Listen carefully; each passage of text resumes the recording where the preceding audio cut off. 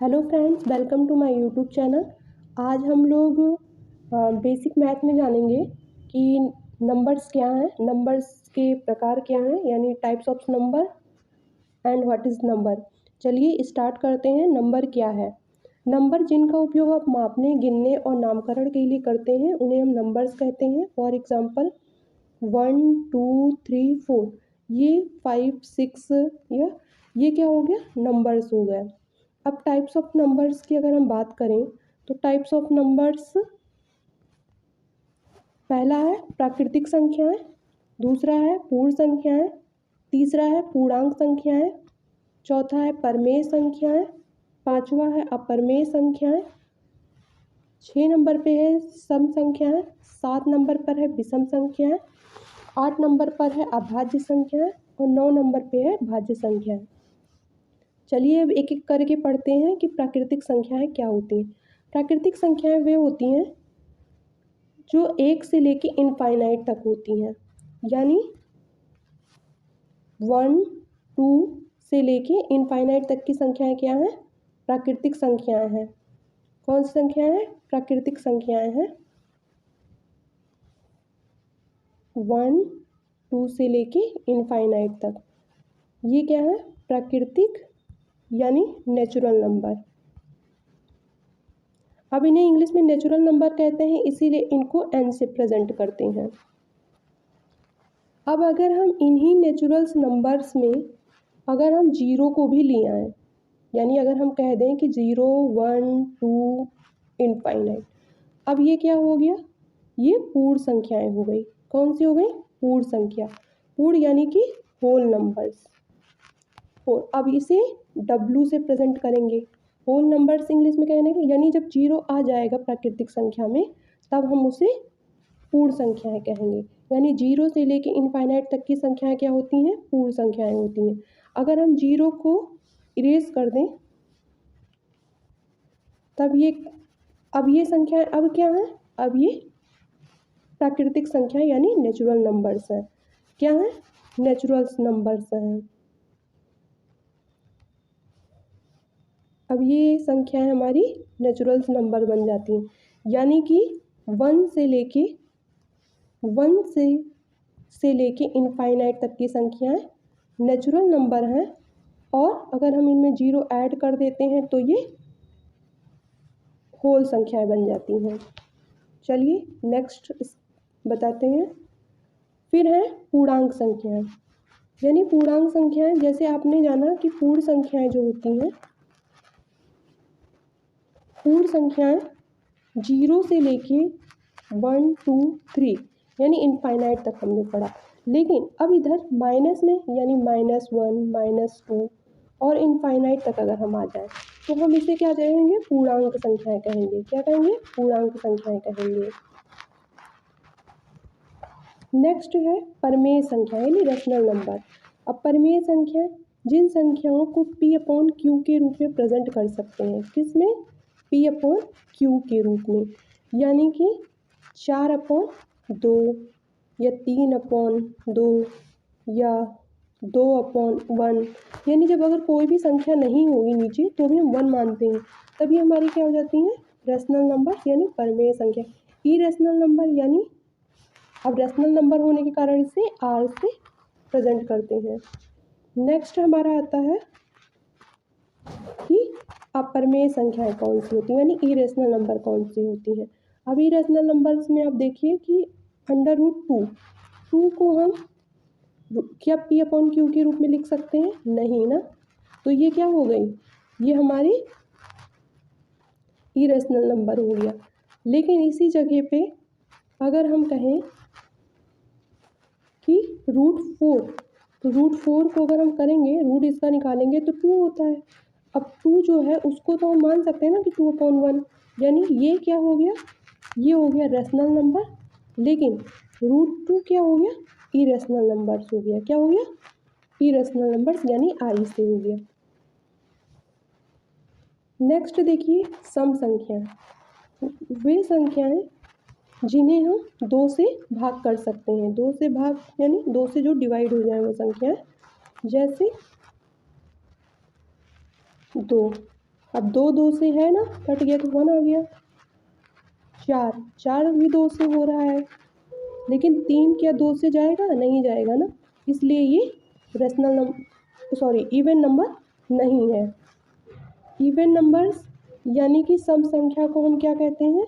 Even number कहते हैं। क्या कहते हैं? Even number. सम संख्या को क्या कहते हैं? Even numbers.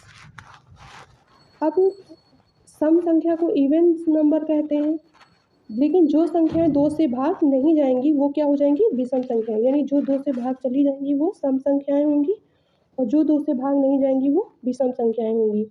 विषम संख्या को इंग्लिश में क्या कहते हैं? ऑड कहते हैं। विषम संख्या को इंग्लिश में ऑड कहते हैं, ऑड नंबर्स कहते हैं। विषम संख्या को ऑड नंबर कहते हैं। अब जैसे ऑड नंबर कौन कौन से हो जाएंगे? जैसे 3 को 2 से भाग जाएगा? नहीं जाएगा, तो ये नहीं जाएगा, इसलिए क्या हो जाएगा? अब 5 को 2 से करेंगे तो नहीं जाएगा, ये इसलिए। नेक्स्ट मान लीजिए हम 9 को करें तो 9 2 से जाएगा? नहीं जाएगा। अब ये कि 9 क्या हो गया? ऑड हो गया। 6 को हम 2 से करेंगे तो चला जाएगा, इसलिए 6 क्या हो गया? इवन हो गया। 6 इवन हो गया। नेक्स्ट आते हैं हम अभाज्य संख्याएं। अभाज्य संख्याएं वे संख्याएं जो खुद से या 1 से विभाजित होती हैं। अभाज्य संख्याएं क्या होती हैं? खुद से या 1 से विभाजित होती हैं। ये खुद से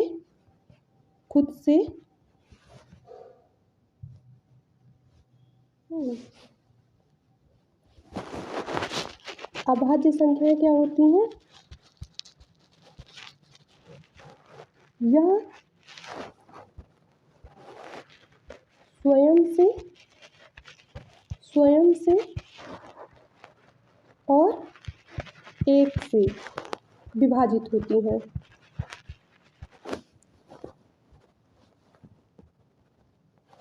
ये स्वयं से और 1 से।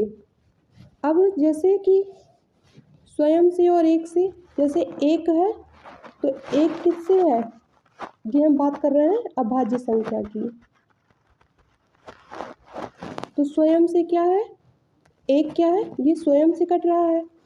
अब 3 2 की बात करें हम,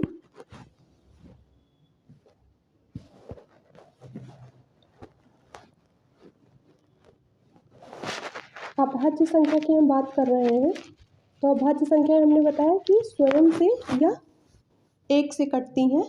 तो स्वयं से सबसे छोटी अभाज्य संख्या क्या है? 2 है। 2 क्या है?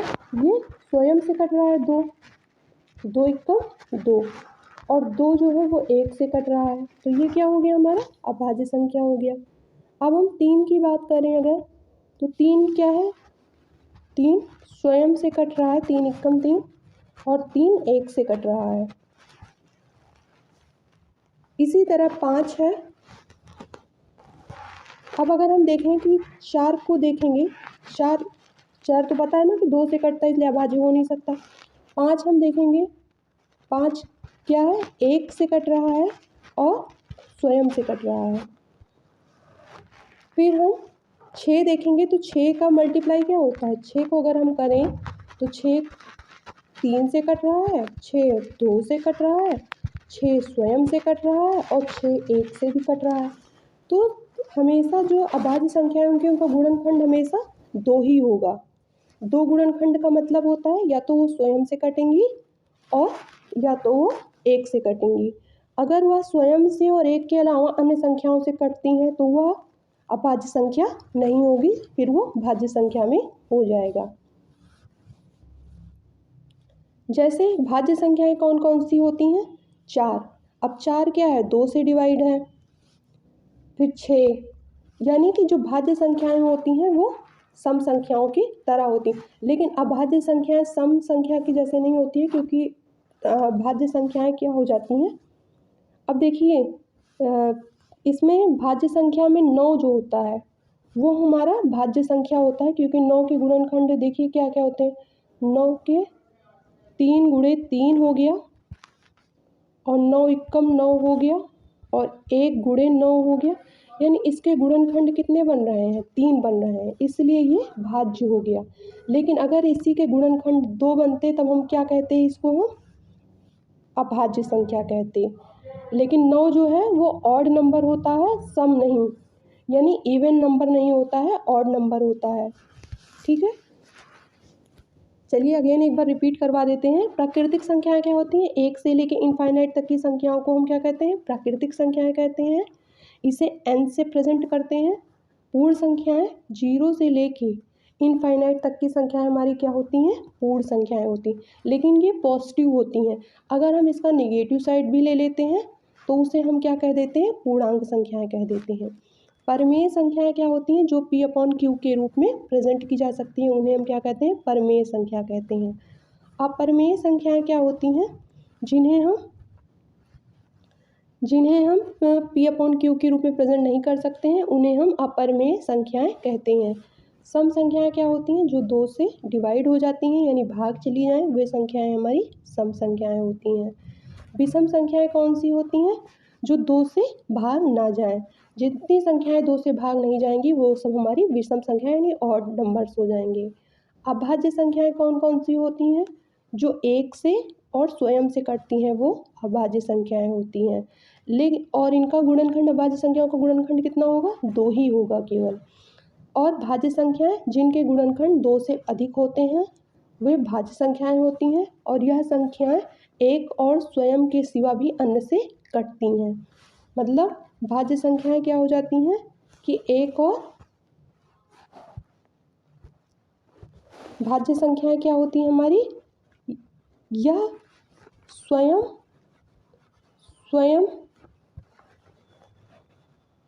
एक और अन्य से भी कटती हैं। क्या होती हैं? अन्य से कटती हैं।